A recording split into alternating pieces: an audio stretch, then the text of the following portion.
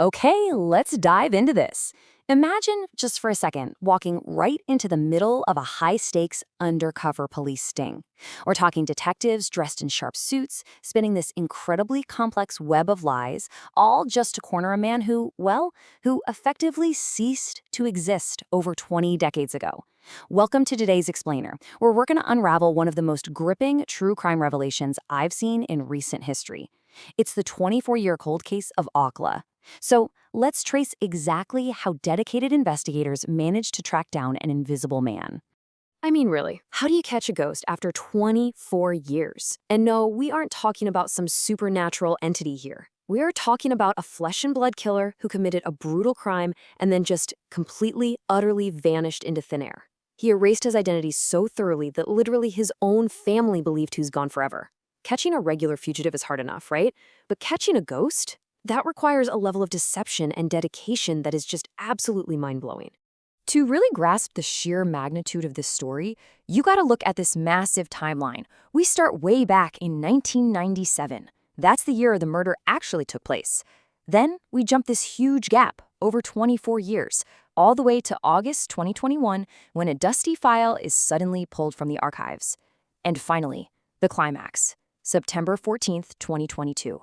That is when a brilliantly orchestrated trap is finally sprung. Section 1.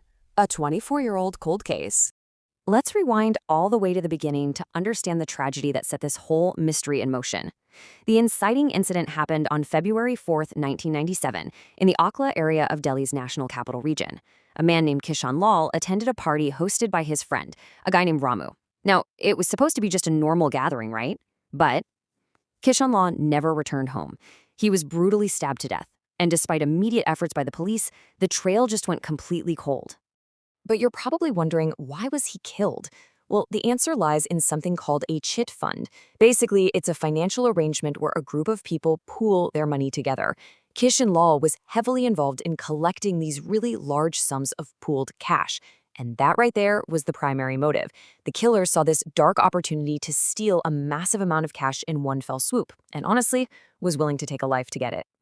The human cost of this crime is it's heartbreaking. When Kishan Lal was murdered, his wife, Sumita, was actually pregnant.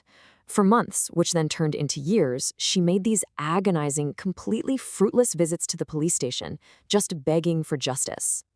Think about this. By the time this case was finally reopened, that unborn child was a 24-year-old man. This wasn't just some cold case file sitting on a desk. It was an open wound for a family that had been waiting for justice for a quarter of a century. Section 2. Reopening the dusty files. Now, what's really interesting about this is that in August 2021, an unexpected directive comes down. DCP Sagar Singh Khalsi orders his team to pull out the old unsolved case files. When he lands on the 1997 murder of Kishan Lal and tells his officers to reinvestigate, some of his colleagues actually laughed. Literally laughed. And, you can almost understand why. The case had been utterly dead for over 2 decades. They completely thought he was just chasing shadows.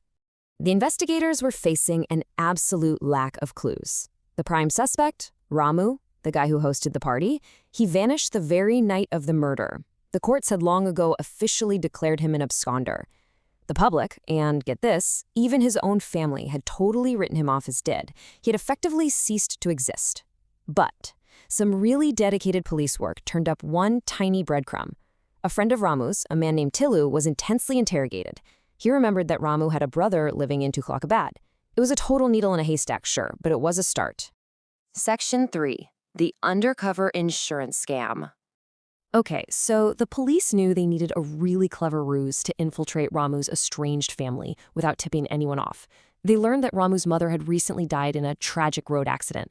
So using this information, they dressed up in sharp suits and ties, basically posing as slick life insurance corporation agents. They approached Ramu's brother with this incredibly tempting lie. They told him their deceased mother had a highly lucrative insurance policy, and they just needed to verify the entire family tree to distribute the payout. Genius, right? Well, the ruse worked flawlessly. The brother, super eager for the fake payout, started listing out every single family member. And then, boom, he dropped a vital clue. Ramu had a son named Akash. Now, the brother hadn't seen him in years, but he did mention a past connection to Farrukhabad. Suddenly, that dead end wasn't so dead anymore.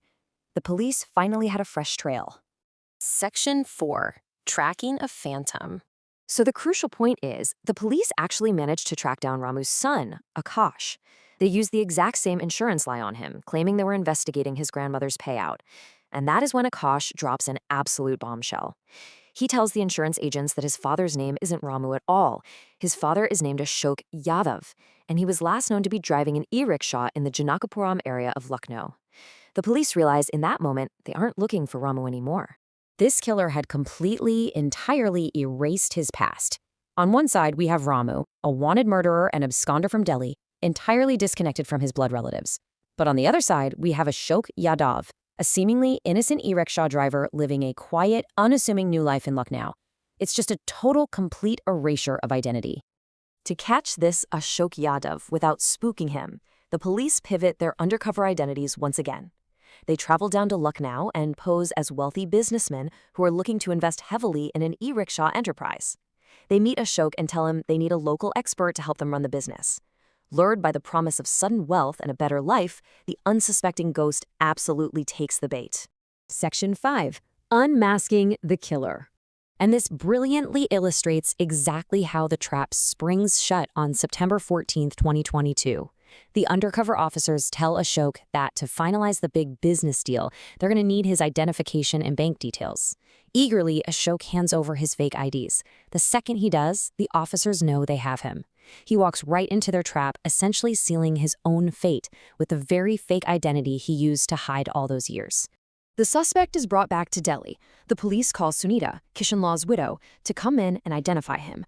She walks in, sees the man who took her husband 24 years ago, and immediately faints from the shock. When she's revived, the very first words she speaks, they carry the weight of 2 decades of grief. She looks right at him and simply asks, "Why did you kill my husband?" Faced with his past, the ghost finally speaks. Ramu confesses. He admits that on that night in 1997, he stabbed his friend Kishan Lal to death. The motive? Exactly what the police suspected all along, pure greed. He wanted that pooled chit fund money so he could flee the city and bankroll a brand new life, far, far away from the crime scene. What makes this true crime story so incredibly chilling is just the sheer coldness of his deception. Once he became Ashok Yadav, he literally banned his wife from ever uttering the name Ramu. He completely abandoned his entire extended family. He didn't even attend his own mother's funeral, simply to protect his cover. He effectively buried his humanity just to ensure his secret stayed hidden. So this isn't just a story about hiding. It's really a story of a dark rebirth. The man didn't just run away, he effectively killed Ramu and birthed Ashok Yadav. To history, Ramu was dead. But as we've seen, no matter how deep you bury the past, dedicated, relentless police work can and will dig it up. A man can change his name, his city, and his life. But can he ever truly outrun his past? For 24 years, Ramu thought he had. But justice, though massively delayed, proved inevitable. Thanks for joining me for this explainer, and I hope this deep dive into the Okla cold case left you as fascinated by the pursuit of truth as I am. Keep seeking the truth, and I'll see you next time.